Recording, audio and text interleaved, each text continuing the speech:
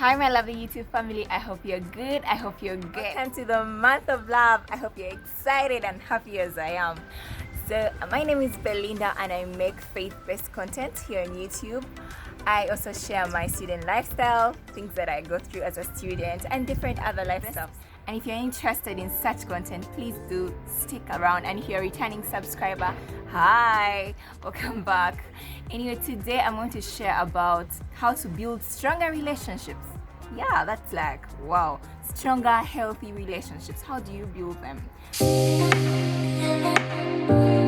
Remember that we are relational beings, and a relationship basically is a bond or a connection between two individuals. This can be between our parents, our siblings, our friends, our classmates, our workmates, different relationships you can have with different people. Very key to know how to build a stronger and healthier relationship with these various groups of people we relate with. And we are relational beings, and you can't take that away from us. Building stronger, healthy relationships. One thing I can say is that your values, your morals, all that determines the quality of your relationships. Like, they sustain your relationships, different kind of relationships. How do you relate with yourself? That captures the most important relationship you could ever have, the relationship with yourself. And of course, a relationship with yourself does not just begin out of the blue. Growing up, you learn that your most important relationship, the priority, is your relationship with your creator. And then when you learn who you are in him, it basically makes you know who you are, and you see yourself in the light of him. So you find identity there, and that sets like a pace for all other relationships that you could ever have. How do you relate with yourself? Are you in love with yourself? Are you okay with yourself? Do you love yourself enough? I always tell people that you will always have you no matter what. It's always going to be you. In the middle of a room or anywhere you go, you will always have you, and of course your maker, God. You'll always be there for you. A simple quick on how to build stronger relationships. Attract who you are. Why would I say that? Building stronger, healthy relationships thrives on the values you have. Because see, they build your habits and they build your character. They influence the decisions you make, which makes your daily life. And also they protect and nurture the relationships you have. So that's it. So we're going to dive into some of the characteristics of stronger, healthy relationships. What are the characteristics? How would you know that I'm in a strong relationship? I have a strong relationship, or I have a healthy relationship with my mom or with my sister. How would you know? What are the characteristics, and what are they that they thrive on? So let's get into strong and healthy relationships are nurturing. They're full of love. They grow you, and there's acceptance and the actions that speak louder than words there.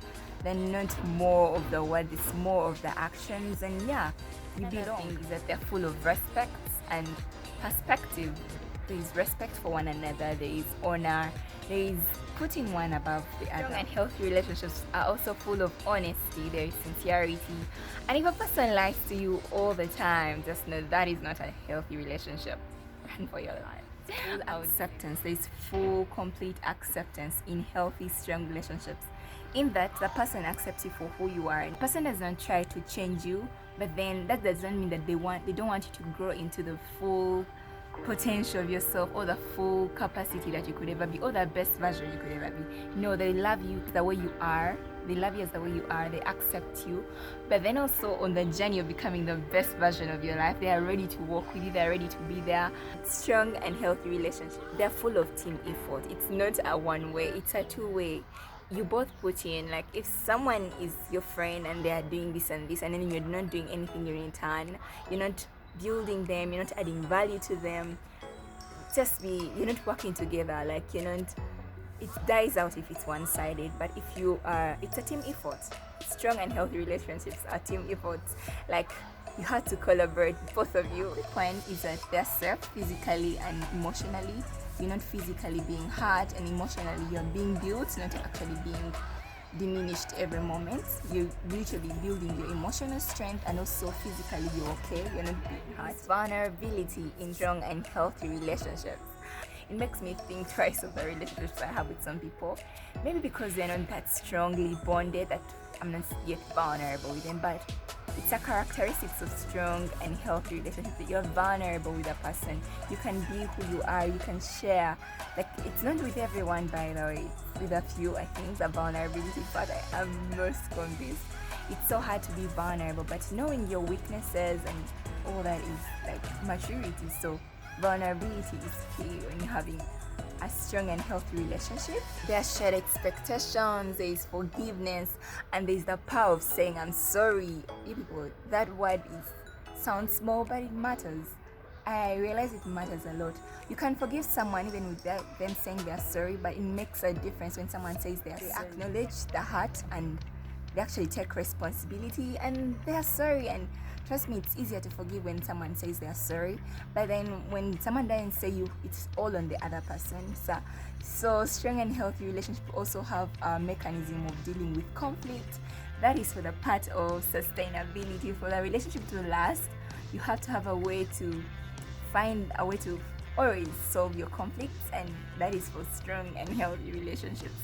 And lastly, I would say is that they are playful and they're full of fun. I don't know, but I mainly mean that you're free to be who you are with that person you're having that relationship with. You're free to connect with them and be who you are and not to pretend to be anything. So now the ball is in your hands. You can share with us in the comments below, what do you think are the strong and healthy relationships and how have you built them over the years? And also share with us like what matters to you most in relationships. Please, I'll be so glad to hear your comments below, and yeah, see you in the next video.